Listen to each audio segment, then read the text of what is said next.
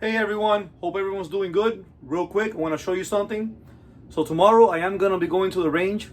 What's going on is this. Yesterday I had bought ammo at Walmart. And so I picked up 150 rounds of these right here. But this is a different grain of what I usually shoot for my rifle. So tomorrow we're going to be zeroing this rifle to this ammo.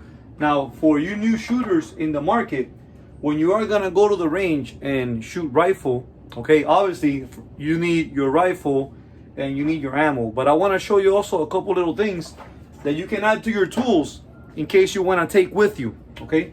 One, I always keep my rifles covered with this.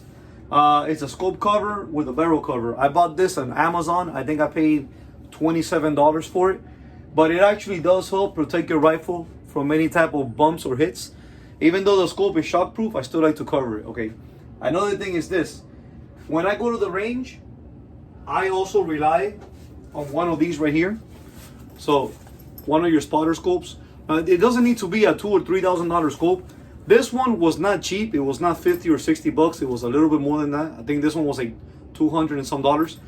But it's very effective because when I shoot my targets, what I do is, and if I have the target here, I can show you. Here we go. So we have a new target. So what I do when I shoot and I zero my gun, or my long gun in this case, I only use this. Some people when they go to the range, they put the fluorescent target that when you shoot, it does like a bright orange, or a bright green or a neon green, showing you where the bullet impact.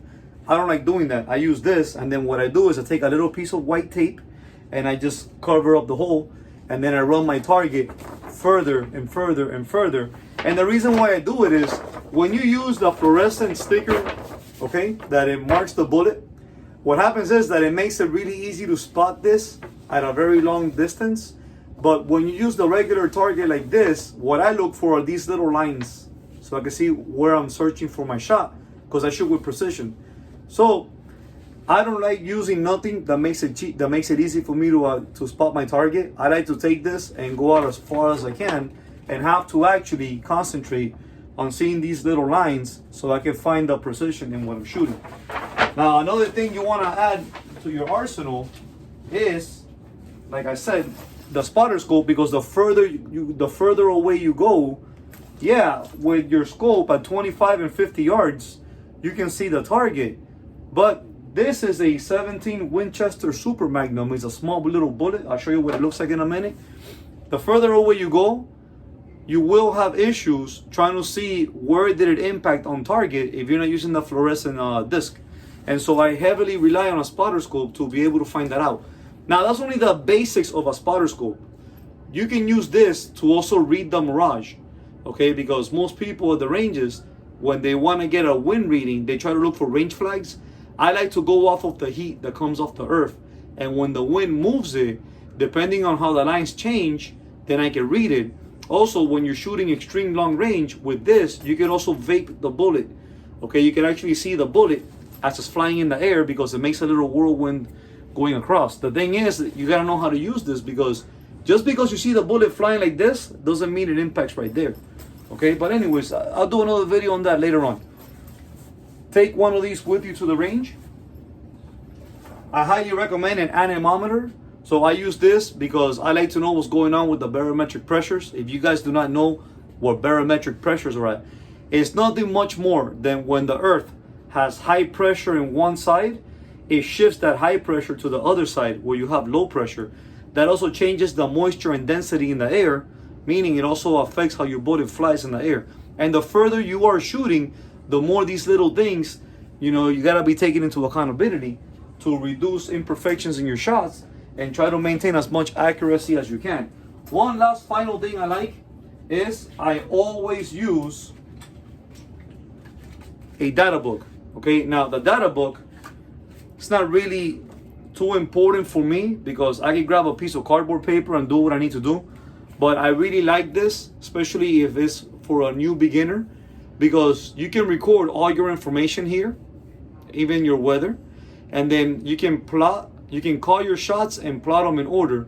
But down here, you come up with numbers that are gonna go on your scope, and that's what I'm going for tomorrow. I'm making up new numbers for this type of bullet that I'm gonna be using to add this 0 into my rifle.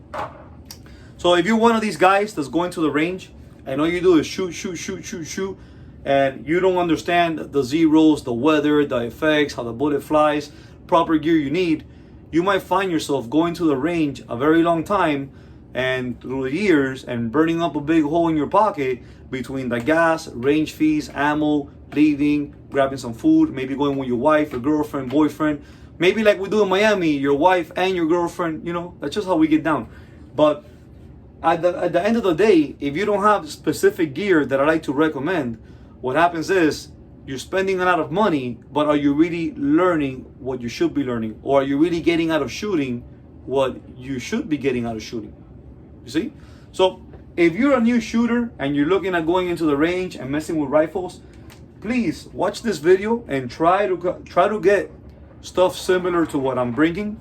And if you're a new shooter and you have no idea how to use this, just contact me. Remember, I am a firearm instructor and I do teach this type of things for a living. So I'm always booked, but like I said, I will fit you on my schedule and I can work with you. Guys, before I sign off of this video, this is how the bullet looks like.